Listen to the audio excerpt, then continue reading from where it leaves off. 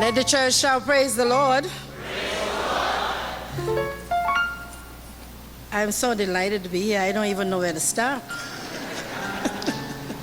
Let me start by paying my respects to the National Overseer and his spouse, the former National Overseer and his spouse, and our presbyter and his spouse, and all the other bishops in the house and their spouses, and to this fine congregation of beautiful people. It's such a joy to be with you whenever I get an opportunity to be here.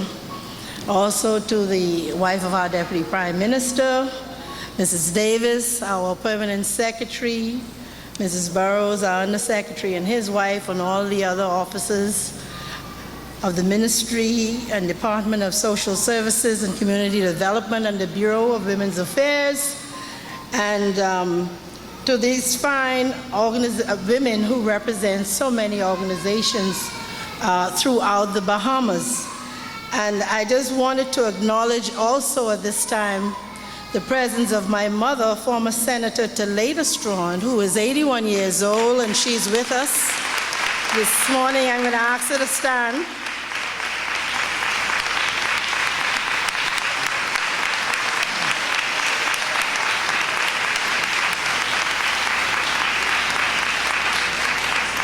I also see among us the chairperson of the Women's Advisory Council, Mrs. Marisa Mason-Smith, and her vice chairman, Reverend Pinder, Reverend Sabrina Pinder. You know, I know that's so good. I'm going to ask all the women who are here celebrating with us today to please stand at this time. All of the women who are here with us. All right. Wonderful. Wonderful. I want to thank you all so much. Now, what I am about to do is to actually read a message that is being read simultaneously through our churches, particularly in the Family Islands where we'll be visiting this week. But before I do that, everyone who knows me know how I love singing, how I love good singing. And so it's a special treat for us to be here today as your choir celebrates their 16th anniversary. And I want to say that you have one of the best in the person of Minister or Brother Michael Swan.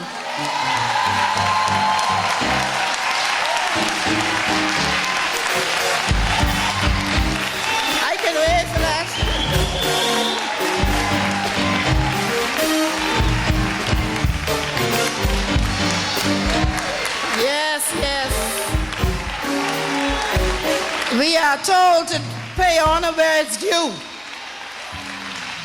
And I know Michael Swan many years ago as a student in St. Augustine's College. But even more than that, I know him as a child of God, as a minister of the gospel, as a minister of music, and as a person, as one who has directed a choir for many years myself and served as minister of music in my church.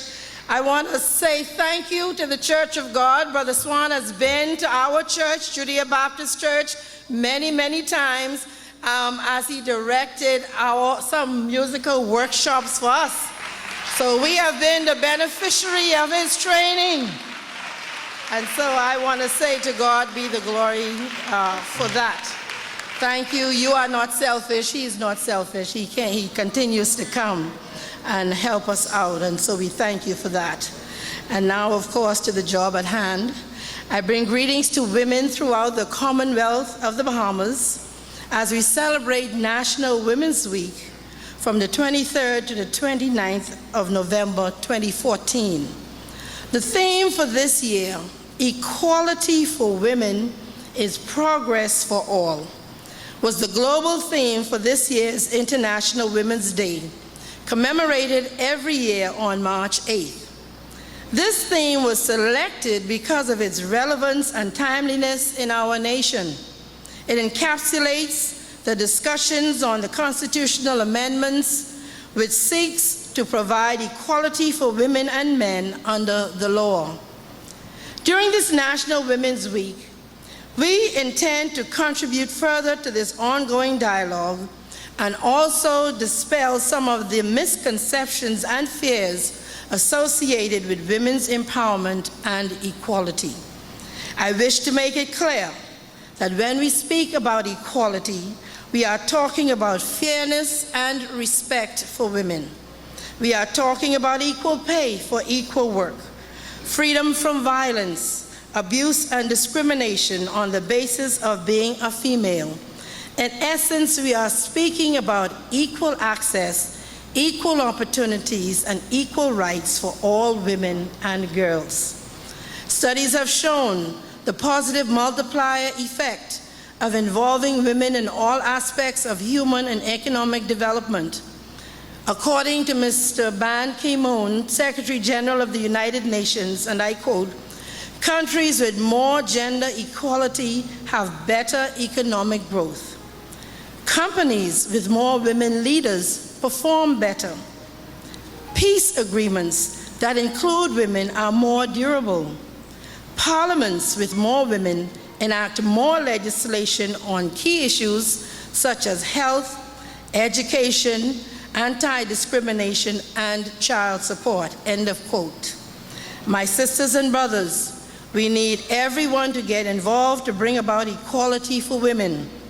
Women, men, businesses, churches, media, non-governmental organizations, and civil society all have an important role to play in ensuring that equality for women is progress for all. And I dare add to that number, bishops are needed, church women are needed, choirs are needed, church men are needed. Every organization needs to become a part of equality for women because it means progress for all. Thank you, and God bless you for having us today.